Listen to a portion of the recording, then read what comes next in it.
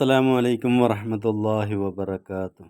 പ്രിയ വിദ്യാർത്ഥികളെ, സമസ്ത 2024-25 അർദ്ധവാർഷിക പരീക്ഷയിൽ 4-ാം തരത്തിലെ തജ്വീദിൽ നിന്ന് വന്ന ക്വസ്റ്റ്യൻ പേപ്പറിൻ്റെ ആൻസറിനെ കുറിച്ചാണ് പറയാൻ പോകുന്നത്. അതെങ്ങനെയാണെന്ന് നമുക്ക് നോക്കാം. സെക്ഷൻ 1, യോജിച്ചവ ചേർക്കാം. നാവിൻ്റെ ഗതി ഉയരൽ കൊണ്ട് തഫ്ഖീം ഉണ്ടാകും. 2, നാവിൻ്റെ ഗതി താഴൽ കൊണ്ട് തർക്കീക്കുണ്ടാകും. 3, മുത്തസിലായ മദ് 7 ഹർക്കത്ത് വരെ നീട്ടാവുന്നതാണ്. 4, മദ് ഫറഈ 5 വിധമാണ്. 5, സുക്കൂനുള്ള മീമിൻ്റെ നിയമങ്ങൾ 3 ആകുന്നു. 6, നിയമങ്ങൾ പാലിക്കാതെയുള്ള ഖുർആൻ പാരായണം കുറ്റകരമാണ്. സെക്ഷൻ 2, ഒരു ഉദാഹരണം വീതം എഴുതാം. 1, അൽ മദ്ദുൽ ആരിദു അർ-റഹ്മാനിർ റഹീം. 2, അൽ മദ്ദുൽ ലീനു ലക്കും ഫീഹാ ഖൈർ.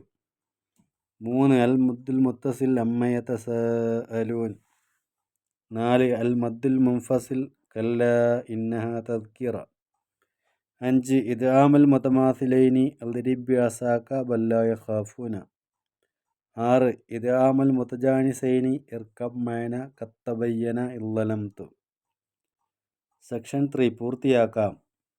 1, സുക്കൂനുള്ള മീമിന് ശേഷം ബാ വന്നാൽ മീമിനെ മറച്ച് മണിച്ചുച്ചരിക്കണം. 2, ഷദ്ദുള്ള മീമും നൂനും ഉച്ചരിക്കുമ്പോൾ ഒരു അലിഫിൻ്റെ അളവ് മണിക്കൽ നിർബന്ധമാണ്. 3, മുതകാരിബൈനിയിൽ ലാം റായിലും ഖാഫ് കാഫിലും മാത്രമേ ഇദ്ഗാം ചെയ്ത് വന്നിട്ടുള്ളൂ. 4, മുത്തസിലായ മദ്ദിനെ ഒരു അലിഫിൻ്റെ കദറിനേക്കാൾ നീട്ടൽ വാജിബാണ്.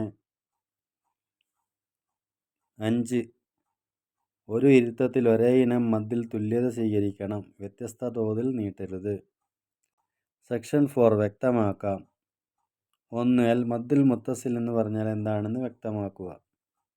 മദ്ദക്ഷരങ്ങളായ അലിഫ്, വാവ്, യാ ഇവയിലൊന്നിന് ശേഷം അതേ കലിമത്തിൽ ഹംസ വന്നാൽ ആ മദ്ദിനെ മദ് മുത്തസിൽ എന്ന് പറയുന്നു. 2, ലാസിം കലിമി മുഖഫഫ്.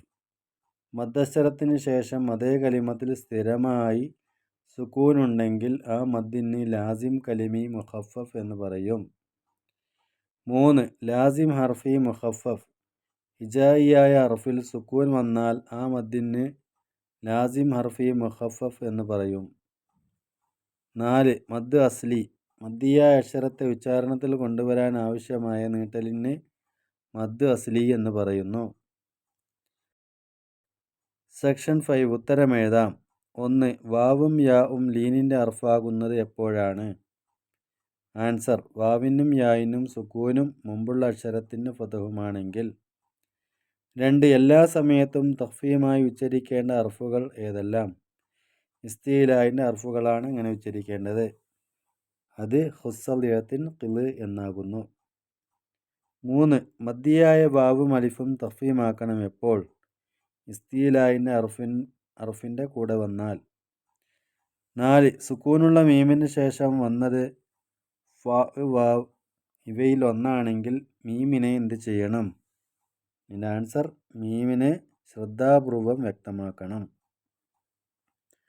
5, മദ് ഫറഈ എന്ന് പറയും ഏതിന്? മദ്ദക്ഷരത്തിന് ശേഷം ഹംസയോ സുക്കൂനോ വന്നാൽ കൂടുതൽ നീട്ടുന്ന ആവശ്യമായി വരുമ്പോഴാണ് അതിന് മദ് ഫറഈ എന്ന് പറയുന്നത്. ഇത്രയും കാര്യങ്ങളാണ് 4-ാം തരത്തിലെ തജ്വീദിൽ നിന്ന് അർദ്ധവാർഷിക പരീക്ഷയ്ക്ക് ക്വസ്റ്റ്യനായി വന്നിട്ടുണ്ടായിരുന്നത്.